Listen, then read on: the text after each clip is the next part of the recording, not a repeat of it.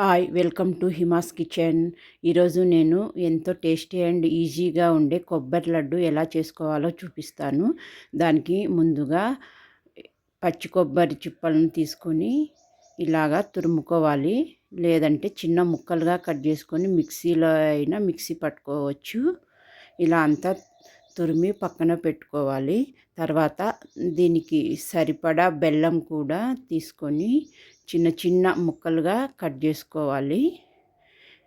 పెద్ద ముక్కలుగా కట్ చేస్తే తొందరగా కరగదు, అందుకోసమని చిన్న ముక్కలుగా కట్ చేసి పెట్టుకుందాం. తర్వాత మనం తురిమి పెట్టుకున్నాం కదా కొబ్బరి, ఆ కొబ్బరి బెల్లము రెండు కలుపుకొని మూత పెట్టుకొని మగ్గించుకోవాలి. దీనికి ఒక కప్పు పచ్చి కొబ్బరి అయితే హాఫ్ కప్పు బెల్లం వేసుకోవాలి.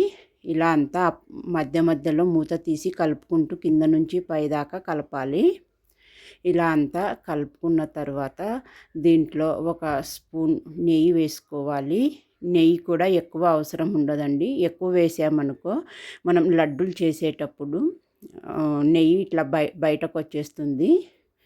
ఇలాగా ముద్దలాగా వచ్చిందనుకోండి, ఇది పర్ఫెక్ట్గా వచ్చినట్టు. ఇలా ముద్ద వచ్చేంత వరకు ఉడికించుకోవాలి, పాకం అవసరం లేదు.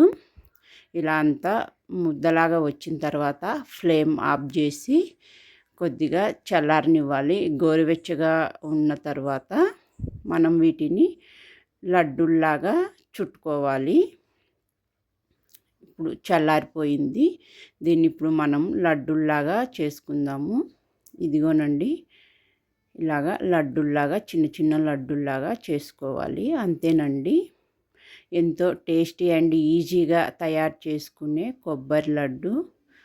ఇది ఎవరైనా చేసుకోవచ్చు, చాలా తొందరగా చేసుకోవచ్చు. ఈ వీడియో మీకు నచ్చినట్లయితే please like, share and subscribe to my channel. Thank you.